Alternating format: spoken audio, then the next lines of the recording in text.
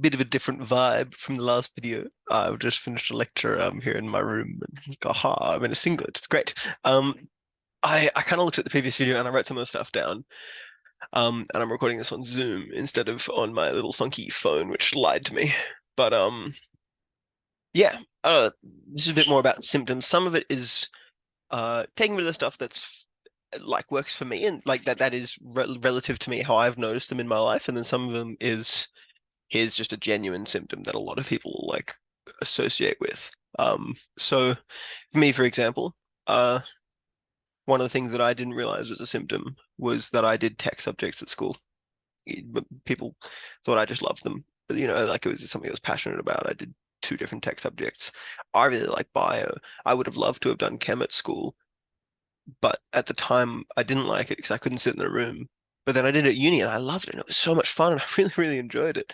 But actually, I couldn't sit in the room for that many classes. And so I'd figured out ways to kind of manage that by doing two tech subjects, in year 9, year 10, and 11 and 12, and functioned okay. And Dad's like, "Oh, Abraham loves building stuff," and he tried to get me to build stuff at home. And it's like, I don't want to build stuff. I want to study. And then I can't study either. It's great. Turned out at yeah, that was kind of it. But then at uni, once I started getting medicated properly, I kind of started figuring out like actual symptoms that I hadn't noticed at school, particularly physical ones. And so things like when I've got meds, I can sit down, I can take notes, I can stay still, I can type them all up, I can focus on the person. I actually do less spelling mistakes. I do better at my spelling when I'm medicated. Super funky. Medical spelling of all of the stuff is terrible, but I do better at it when I'm medicated because I don't know, brain works better. Um, but then when I'm not medicated, I can sit there and I can do all of the notes and I can type and do all of the notes, but my body is not doing the same thing. My body is like, ah, yes, I'm up here, you fool. I'm still taking notes. I'm still here, and then I'm going, and if I'm trying to stay still, my knee bounces. You can't see it right now, but it's like my knee sits there and goes like really, really hard. If I'm trying to stay still, but I'm not medicated, there just is physical repercussions. Um, then, and that's kind of some of those things that I didn't notice were physical repercussions of ADHD at the time. Now, I there are some words for like actual symptoms and things that people have identified and widely associate with. So there's things like decision paralysis.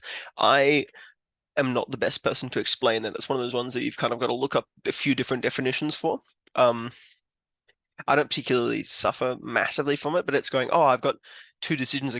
There's too much information here. I'm going to way overthink it and then do nothing at all for way too long and just push it far into the future, not think about it. But then there's some bigger ones. The ones that I particularly run into quite a bit is, and I like to, explain to people sometimes, is executive dysfunction.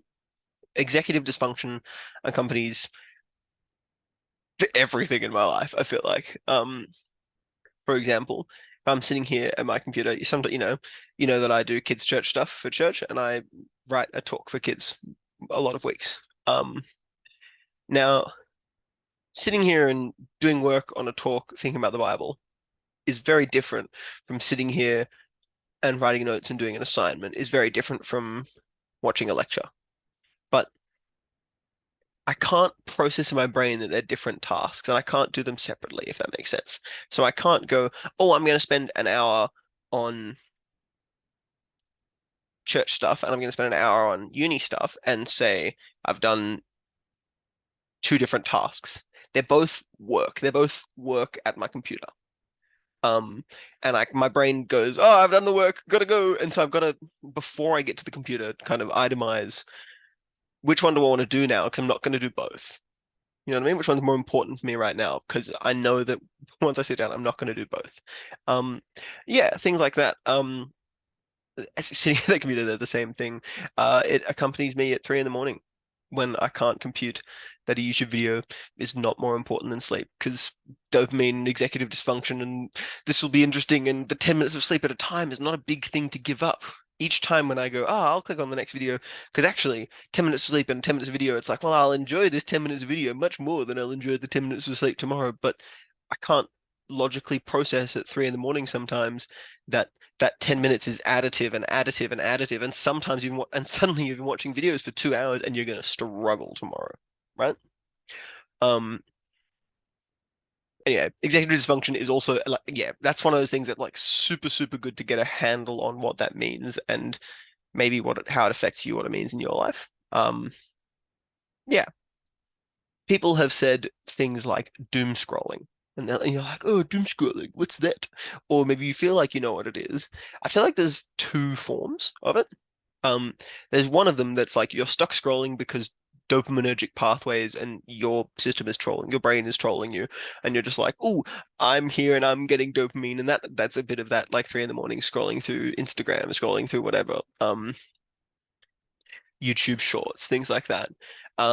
That's one version of it where it's just like you're getting pranked by the fact that you're getting this tiny little hits of dopamine every time. And then there's a second version that I would call, and it comes into a little bit of that paralysis thing, but it's slightly different. What it is it's like I have a task today that I have to do. Maybe I have an assignment today that I have to do. That's my task for today, right? At some point. But I'm not going to do it right now. But because I have to do it today, and I'm not going to do it right now, I'm not going to let myself do anything else. I'm not going to let myself commit to anything else until I do that. I can't, for example, I have most of a day at home. I have an assignment to do maybe in the afternoon.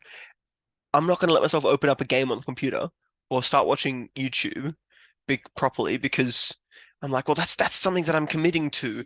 And actually, what I have to commit to today is this task, this assignment, this whatever. Um, and so I'll sit on the couch and I'll scroll because scrolling just, and it's this terrible cursed location. You're just sitting there, just being like, that thing yet. Anyway, um, yeah, two forms of doom scroll. Anyway, maybe you identify with that a little bit. Who knows? Fun. And then this video is gonna be a bit longer than that one because I figured Zoom is a bit better, and I'm gonna upload it to YouTube and send you a YouTube link because I'm funky like that. Uh, and then some things you might notice in yourself, coping mechanisms, things like that. Um, and actually, noticing a coping mechanism can be part of what shows you that you have that symptom. I'm usually not late to any time our friend group meets. I'm almost never late. I'm almost always early. That's an area that I'm massively overcorrect on, that I like go, like, I know my tendencies go this way and I far overcorrect the other direction because, and I overcorrect because I know those tendencies and I've been stung enough times by that. I'm going to say time a lot in this, by that time blindness is what it can be called. And so I do a really bad job of like mentally processing time. I'll be like, I'm on my phone and now it's 30 minutes later. Shit. Um, so I massively overcorrect that. So like even when I'm doing a task, I'll always be like checking my phone to check the time and things like that. I got like 15 alarms. Hang a second. I think this is really funny.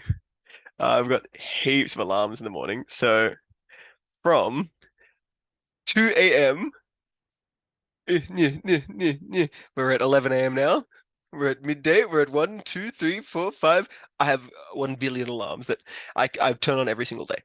As in, whatever alarms I need for the next day, I turn them on because that time doesn't exist for me. Like in the mornings, I'm like, whatever. If I don't have those, I can't process things. I try and have a shower in 6 minutes and I try and get dressed in 10. And so I know that it's 16 minutes from bed to ready to walk out to, go have breakfast. Then I have breakfast and anyway, like I use that as an overcorrection for the fact that I couldn't do it otherwise. When we go out as friends, not me and you specifically, but all of us as a friend group, I'm almost always early. And this is not just friend group, this is every time when I go out anywhere, because I'd much rather be there 20 minutes early and read my book for 15 or 20, than be there 5 minutes late and just potentially get stung by that because it's happened before. And if I don't pay attention to the time astoundingly well, then suddenly I'm an hour late and I'm really embarrassed and I'm feeling terrible. Um, and so I like walk around for that hour before I have to leave. And I'm just like, what's the next thing I've got to do to go out? No, what's the next thing I've got to do to go out? And then I end up leaving 20 minutes early anyway. Um, yeah, that's the thing that I realized that I struggle with time management because people go, no, you don't struggle with time management. You're always there on time. It's like, well, actually, that's a big overcorrection for the way that my brain works. Yeah. And then finally, symptomatically, sometimes it's tasks and how you approach them. I talked a little bit in our kind of DMs about like maybe a task splits into a few different sections. So, cleaning the bench or something, for example. Half of it's got to go in the bin, and that's one task. Half of it's got to go in the dishwasher, that's another. And half it's got to be sorted into things that you take to someone's room, and they're not one task. But that's not what I wanted to talk about here. It's also sometimes motivation when you do it. Usually after dinner, I'm happy to do the dishes.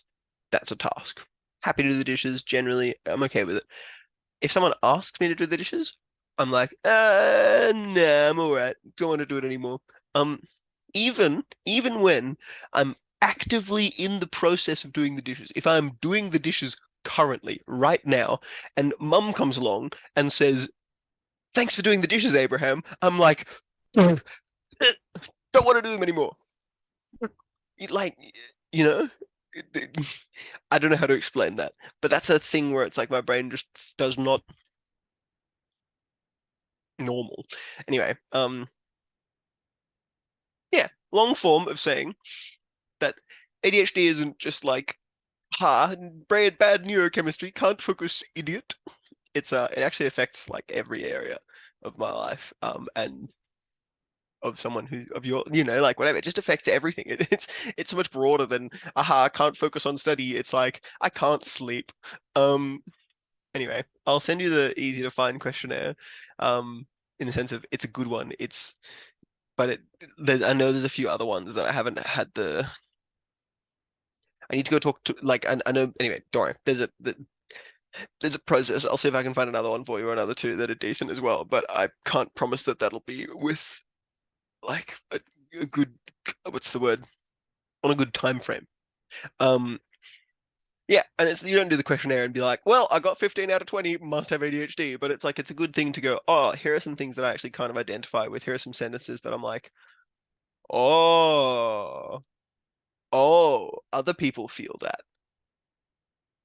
Huh. And then you can really, but for example, you could go to your GP.